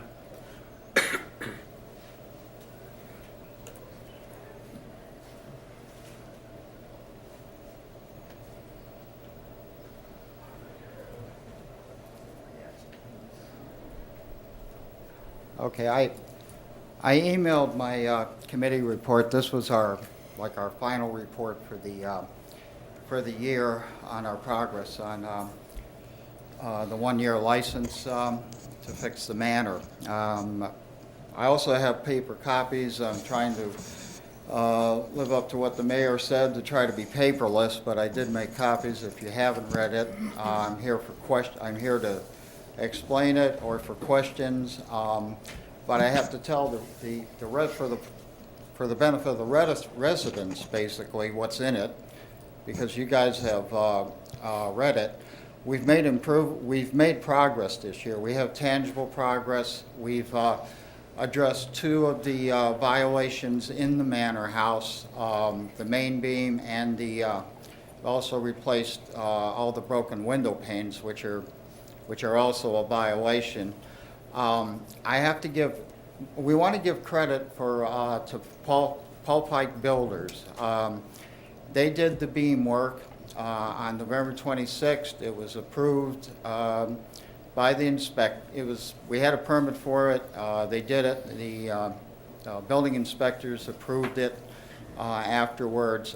They did it. We paid for the work. They did not take any profit out of their payment to us. So we're we want to recognize them. Paul Pike Builders are real pillars in this community for the last 50 years. And they're also going to do additional proposals on us for more of the repair work. We're asking, for the benefit of the residents, we're asking for an 18-month extension. I guess it's a little premature because our license goes through February 28th, based on the fact that we are making progress and have a reasonable hope of completing the work. Saying that, I have to ask something, since we didn't discuss this in the work session, I was hoping it came up. We made a request to the president of council. We're asking to have we asked to have the work stoppage.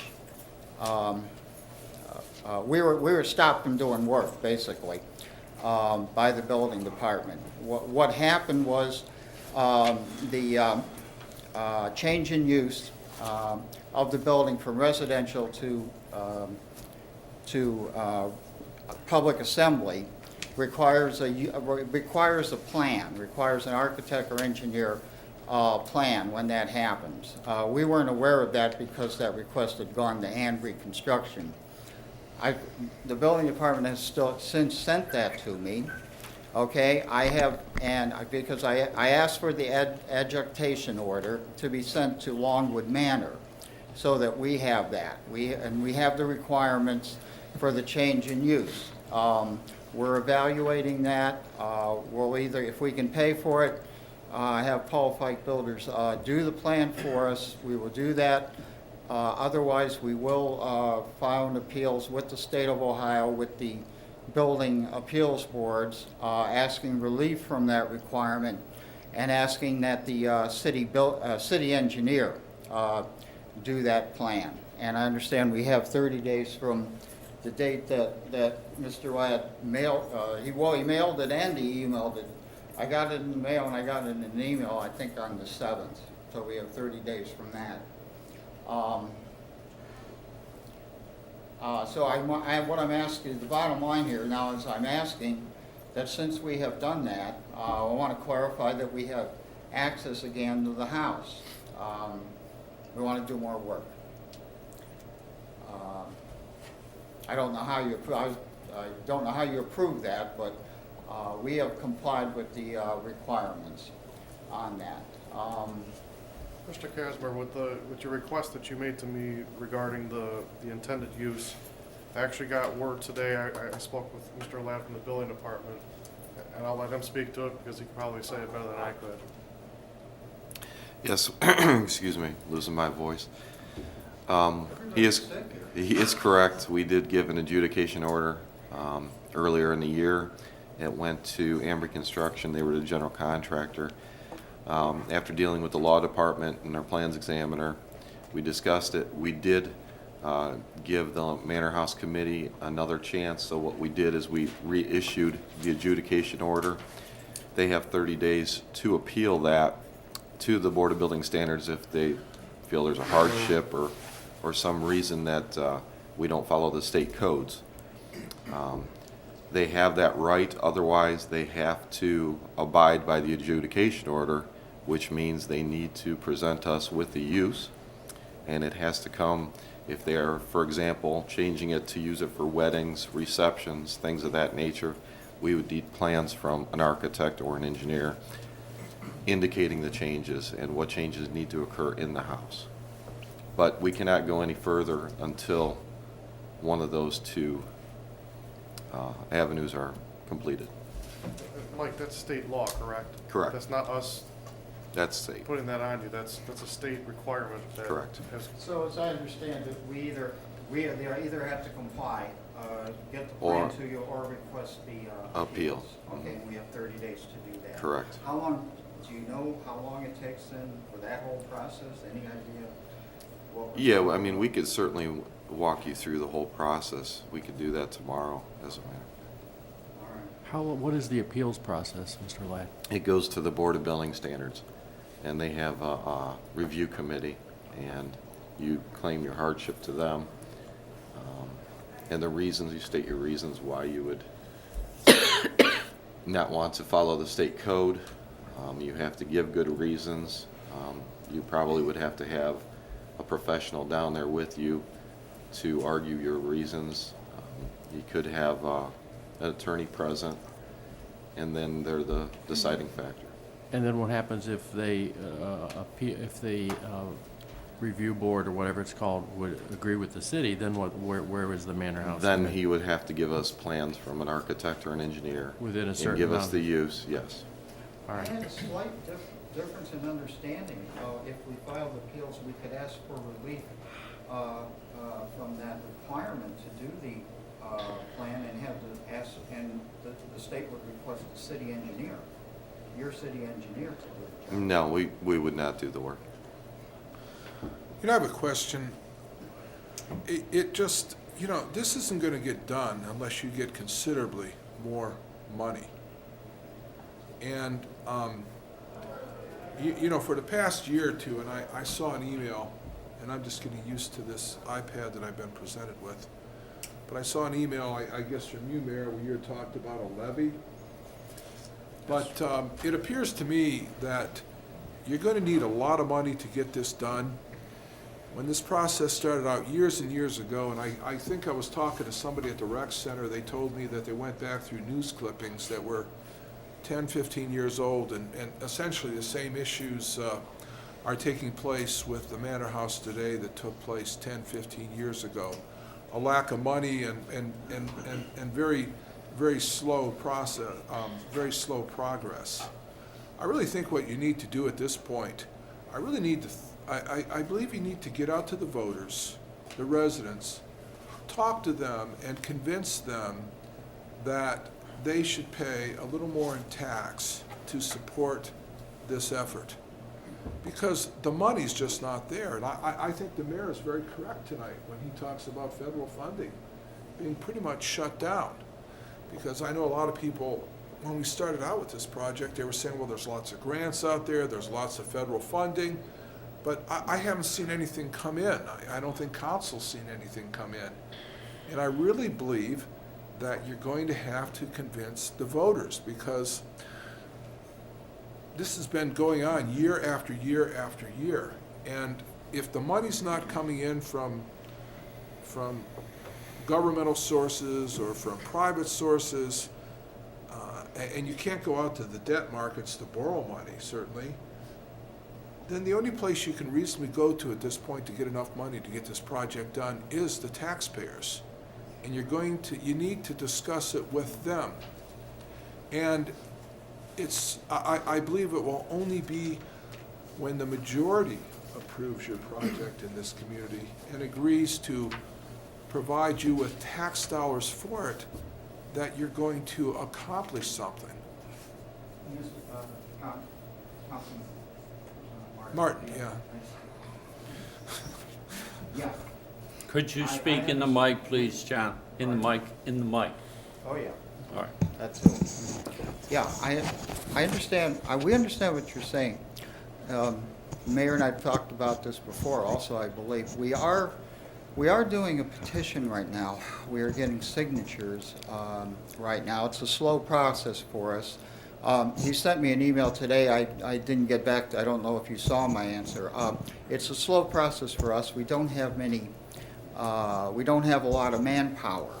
What we are doing, though, we have talked to the Board of Elections. This is for the special election, I guess, coming up. We have talked to them. We've gotten some guidelines. We are collecting signatures, and we are going to present them to you. Okay, when we get enough, we're doing this basically practically door to door. We've given our members sheets to go out and get petitions. We've given them to people. Are these in the petitions to put community. this issue on the ballot? Well, here's the thing. We're going to give you the petitions. You're going to see that it'll have names, addresses of residents, adults in Macedonia. That's the only people we're going to have sign this, and we have samples now.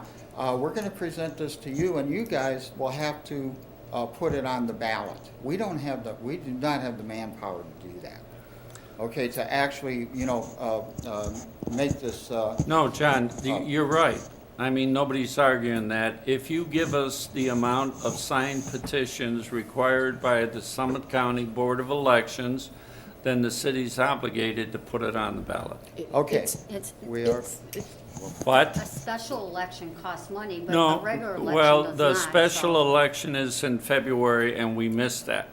So you have a deadline that you It's- have to be in by a certain time. Yes. So actually, the Is it first initi- election that's going to be Is of it any initi- consequence will be in May, am I correct? Well, I think Mr. Martin was correct when he was asking, is it an initiative petition? Because what he's circulating state that the reason they're signing it's Mr. Deemert would explain what an initiative petition looks like as opposed to just a piece of paper with people's names on it. That is not an initiative petition. Mm-hmm. But Mr. Deemert could address that. I think that's what Mr. Martin was talking about. That's correct. I see. Thank you. Well, the petition that we do have, and I'll give it to everyone, it does have a statement on it, stating what the purpose is, why they are signing it, okay? And we don't have time tonight, but I'll present that to everybody, and when we get, like I said, we're still collecting signatures. That's one thing we're doing. We're looking at something a little different, though, Councilman Martin, in addition to that. We're looking also at the legality of who is supposed to maintain this manor, and we're looking at the 1984 ordinance, when the city accepted the 300 acres of real property in Mayor Long's will. And in the will, it says to maintain the real property. The house is real property. It's a responsibility. It's our legal opinion, and we asked to have a meeting with Mr. Deemert, and I'll address that in a minute. It's our opinion that the house is real property, and it's supposed to be maintained by the city, and this goes back to 1984 when the city passed that ordinance. So I don't know where that stands, Mr. Deemert. I know our lawyer. Don't you believe by doing that, John, though, that, and I'm not I'm familiar, but I'm not familiar with that. But I think it would be much, much better to ask the permission of our residents if they wanted to provide for this manor house, rather than legally forcing them to provide for it, because then that, in my opinion, constitutes taxation without representation. Because I think that our taxpayers should have a say in this, rather than just being told that we have to find funds in the city budget to pay for this. I think it's very, very important that when people are taxed, that a request is made to them and they decide the merits of the issue, as they do with the firefighters, as they do when the city asks for its temporary 0.25% increase. Well, this is a good But to suddenly say discussion, that, though, to but- suddenly say that the city has to come up with $500,000, $600,000, $700,000, $800,000 to maintain this structure, I'm not sure that that would be very, very well accepted by the residents of our community. That's why I think it really behooves you to get an initiative petition and to talk to the voters about this. I think you're, I agree with you. I agree with you. But it's for the residents' benefit. This is their, it's our opinion, this is their inheritance. This will is their inheritance. And this city, we are going to fight having this city torn down. We'll take whatever means at our disposal to stop it from being demolished, is all I'll say right now. Yeah, well, that's all well and good, except that any means at your disposal means that it will be costing the city money too, John. So you have to look at it that way, because our money is taxpayer money. Joe, you wanted to address something? Yeah, And please use the mic, Joe. I don't want there to be any misunderstanding about what when the gentleman's talking about bringing in a petition, it obviously is not a petition other than to ask council to do what the committee wants you to do. It will have no legal impact. It will not cause the matter to be on the levy. In order to have a proper petition circulated to put it on the ballot, you have to have the appropriate petition. It's got to be filed with the clerk before it's circulated with any of the voters. It has to have all the right criteria on it. Now, if it's just a petition of the citizens or interested parties from other cities as well, asking council to do something, I mean, you take it for what it is, and you can do something with it or not. It will be your prerogative. I don't right now, no, but I can tell by just looking at it, it's what I'm saying it is. It's just gonna be somebody asking you to do something, and there'll be signatures on it, and then you can go from there. It'll be your decision. But what, it has no legal basis. What I am hearing tonight is a switch from constructive efforts to revitalize the building to a legal challenge. And we have faced this legal challenge many times before. The manor house is not real property, it is a structure, and it has been condemned by law for over a year or two now. It has been sitting there in violation of law. It is an attractive nuisance. It's a danger to the health, safety, and welfare of your citizens and anybody who goes near it or in it. So until it gets straightened away, the building commissioner's butt is on the line, the state of Ohio's butt is on the line, because they won't approve a change in use until it's structurally correct. You haven't put the right zoning onto it. We haven't appropriated the money to tear it down or condemn it, follow up on the condemnation that's there. So, I mean, it's really, if it's now going to be a court challenge, that is a sinful waste of money on both sides' part. But you don't have any choice. We have to follow the law. I have a question here. Last year, we gave them a year. We gave this house back to them. We passed an ordinance up here, and we gave them this house back, and they got till the end of February. And my question to you, Joe, is, so now they're not even allowed in there, then we're not even giving them that year? Now there's some kind of, stoppage for them? Well, if you read the ordinance, ordinance, they're they're given the year, but they have to do all of the things that are required by law within that year. I think they should be allowed to do this until February 28th. Well, I know, I understand you appreciate that, Because that's what but we gave them. our and job then- is to protect. But then it looks like all of a sudden this water park appears, and then they get whatever they got from the building department. Well, that's And- unfair to say. The Well, water park I wasn't don't around. know. This I don't fight's know. been going on for decades. I understand that, but I'm talking about since I've been up here and since, for this year, the mayor asked us, he was gonna give the house back to the historical, society to fix it. Council gave it to them for 1 year. February 28th is not here yet. That's my question. Why can't they You just gave it to continue them till for 1 year February? with Well, conditions. Right, and they're working on The those conditions are not being met. Ambry Construction, I think, you know, I mean, there's things that happen in the long run, so to me, I'm wondering, what happened to February 28th of 2013? Don't Still they there. have that? And so Sure they they do. should be allowed to continue and see what happens. There might be a miracle, you know? We're only in today. Something tomorrow can happen. We don't know what the future is. We have complied with the stipulations in the. we That's got our my question. insurance. We are trying to do plans. We need access to the house to do plans. Excuse me just a moment. Mr. Deemer, we're dealing here with concrete legal concepts. Correct. So that's what we have to work with. And the Longwood Manor Society has to work with that. But our role here as council people is not to take sides. Our role, I believe, is to do the right thing by the citizens.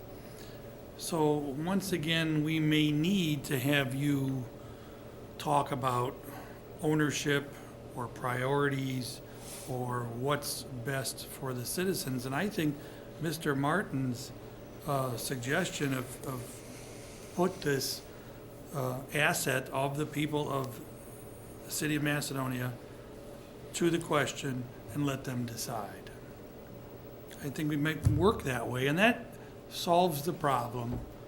If the citizens say we want to maintain this building to the standards which we require, or let's put a blimp park there. Who cares what they want to, let the people decide.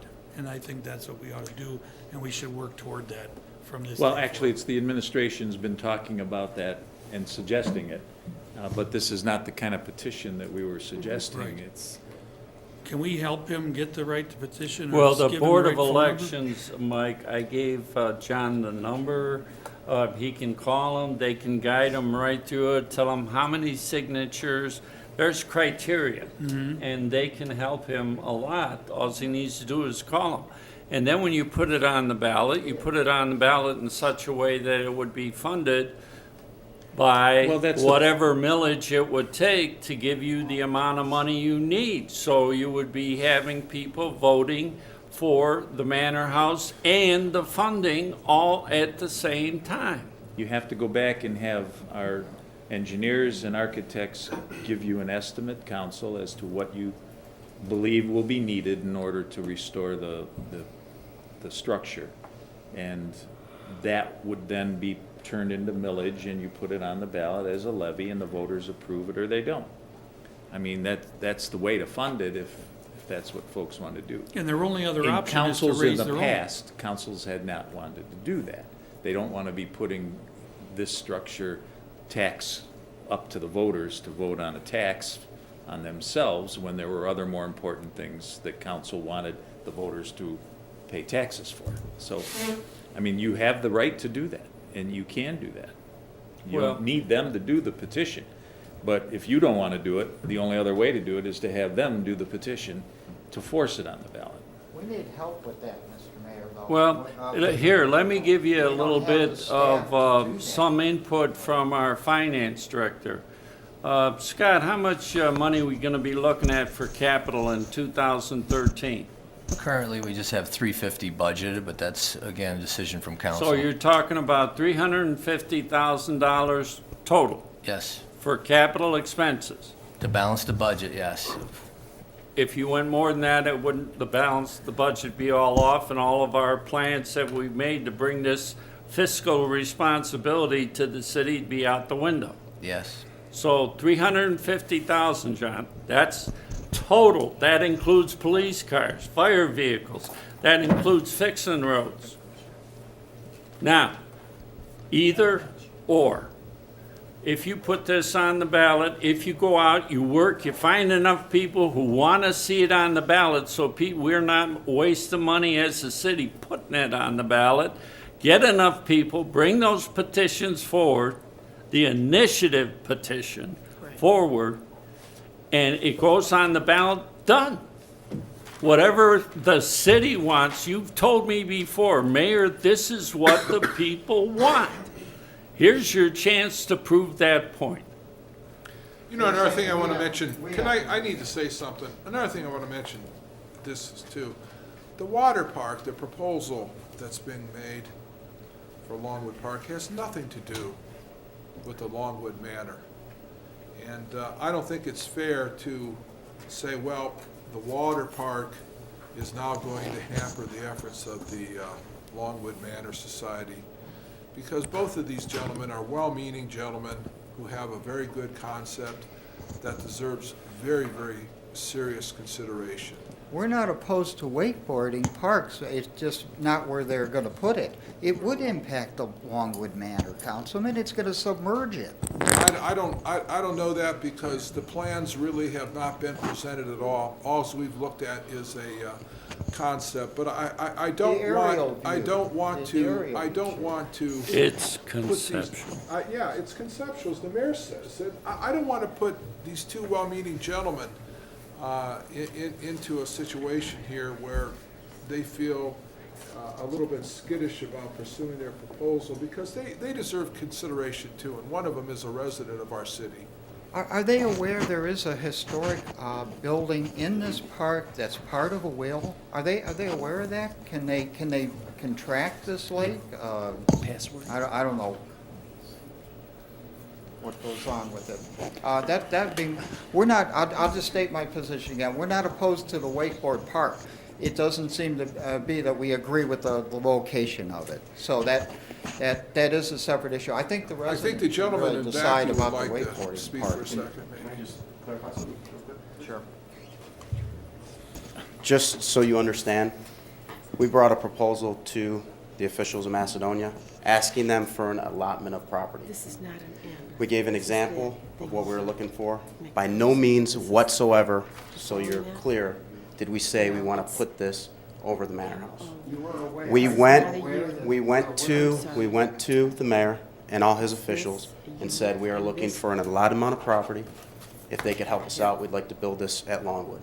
We never once, ever mentioned the manor house, just so you understand, okay? It's not an end, it's So you're not that gonna thing on submerge top the of manor. your, the number 8. or All we something. did was go to the city asking for an allotted amount of property that they could consider to build a cable park. That's what we asked for. In the past, John, I have offered you to help you build a suitable memorial. We can take bricks from the manor house, we can do all kinds of things, and if we have something that is an attraction for people to come to Macedonia to use this attraction, we would have a fitting memorial there for Colonel Long and all that he's done and all that he's donated to this property.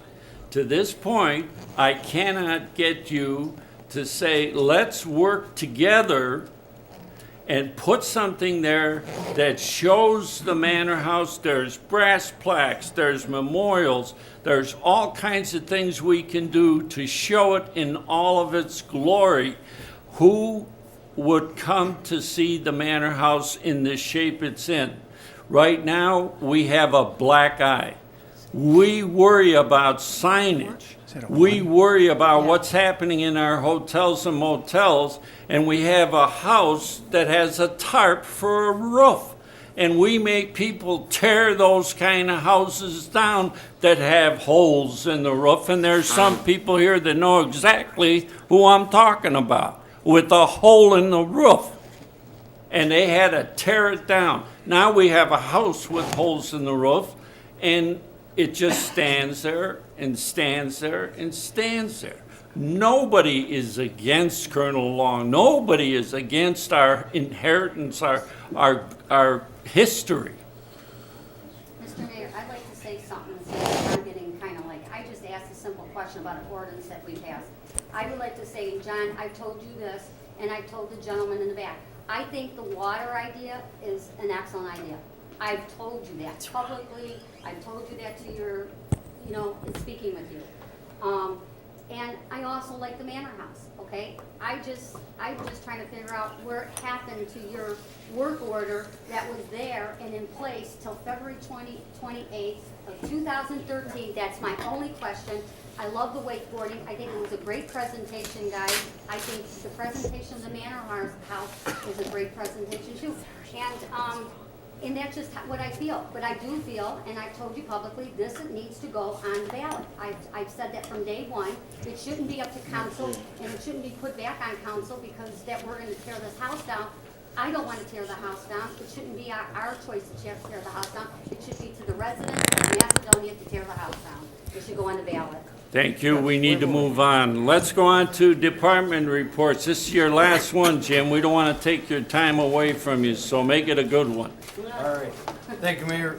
Service crews successfully finished the LEAF program in, I want to say, record time. We promised 3 tours of the city. I think we did at least 5. We're also trying to wrap up a couple of stormwater projects while the weather's still cooperating. We're doing some road patching. Parks crews oversaw a street tree planting program in the Gardens of Highland, and that was paid for by the developer. And also, they performed a street tree replacement project on Long Bishop and Firestone where the ash trees were removed. And crews are ready for snow. And that's all I have. I want to thank the mayor and council for allowing me to serve as the service director for the city of Macedonia for the last 15 years. For the most part, it was a pleasure. For the most part. Thank goodness. Good job, Jim. Thank you very much. Good luck to you. Thank you. And don't forget, we're always here to talk. I'm going to need you. People don't realize what the wealth of information this man has. I'll probably be asking him questions 2 years from now, right? No problem. All right. Mike. Yes, Mayor, I'll be brief. Met with the Northeast Ohio Regional Sewer District today. We have some good plans of attack for maintenance, and they will be coming in, and we'll set up a special meeting. Maybe we could get citizens involved, and they could ask questions and find out what's going to be happening. We're looking at that in February or March. And also, I'd like to congratulate Jim, and we'll miss you. Hope you get better there, Mike. Thanks. All right, Angela. Thank you, Mayor. Just a few announcements. Our winter brochure will be distributed throughout the community in the newsletter next Wednesday, the 19th of December. So I encourage everyone to look in your newspaper. That has all of our winter programming from January, the beginning of the new year, through spring. So we'll have all of those events, upcoming events and programs listed in that publication.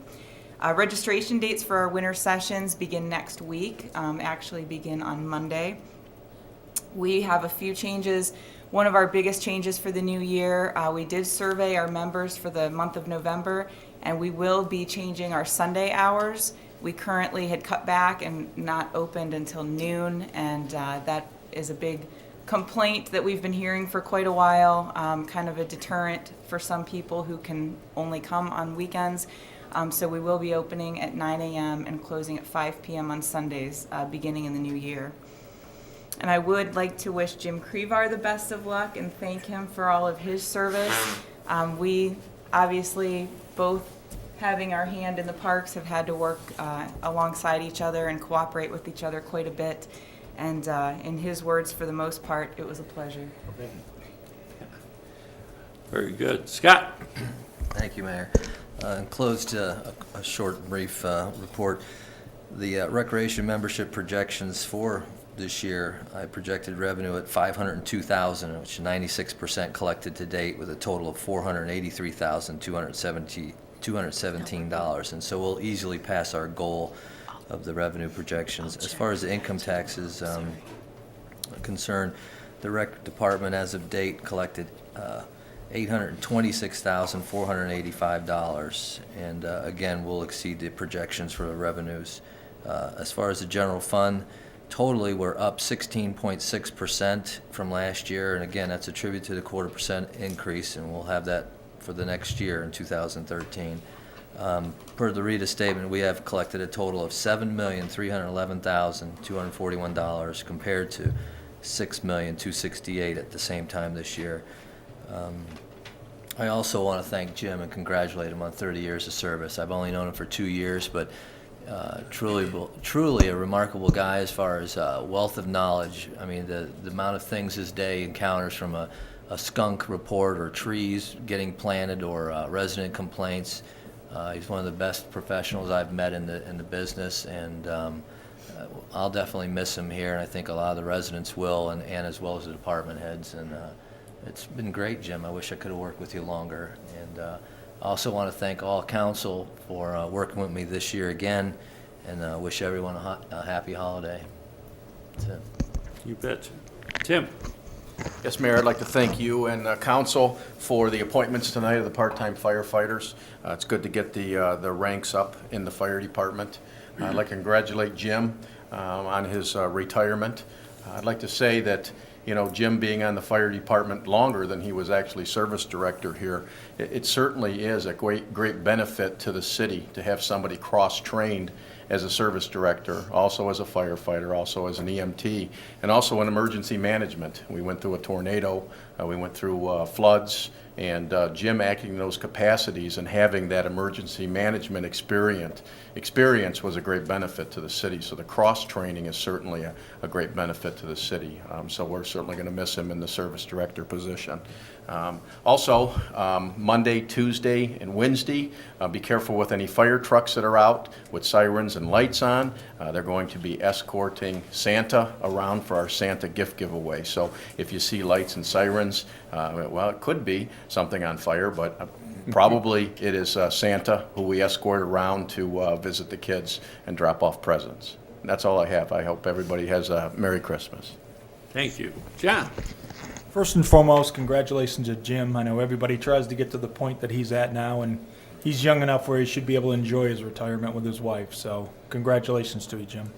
Once again, I want to remind everybody, if you leave your cars out overnight, lock them. Just lock them. That's the easiest thing that you can do. Everybody from here to, you know, across the state of Ohio is having car break-ins. So if you lock your vehicles, they'll move on to the next one. Once again, Mayor, we did traffic signal adjustments. I think we got it pretty close to being about right. We're not getting the backups we used to in the intersection of North Bedford, Valley View, and 82. Happens on occasion, but for the most part, that signal is pretty clear. If any of council have noticed, I think it's gotten a lot better. I spent an hour and a half out there in the cold with the gentleman from Signal Service, and I think we were pretty close.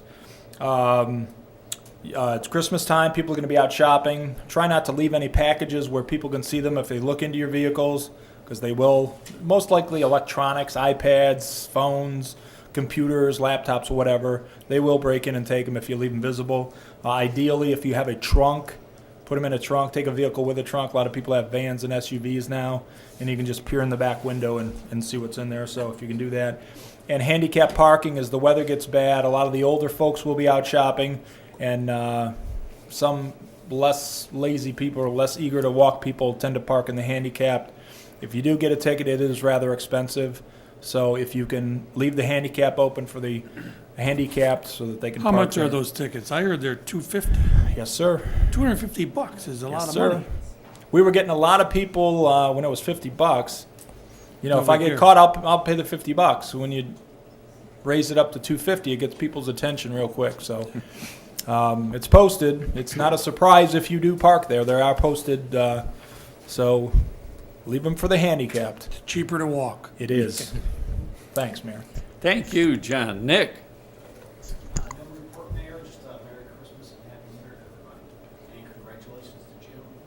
Pleasure working with you, Jim. Enjoy your retirement. Joe? Yes, Mayor, I also like to wish Merry Christmas to the mayor, the administration, all the members of council. I think it has been a very productive 2012. I also agree that Jim Crevar is much too young to be retiring, so I think he should still come here on Thursday nights, 2nd and 4th. And I see an empty chair right next to Mike.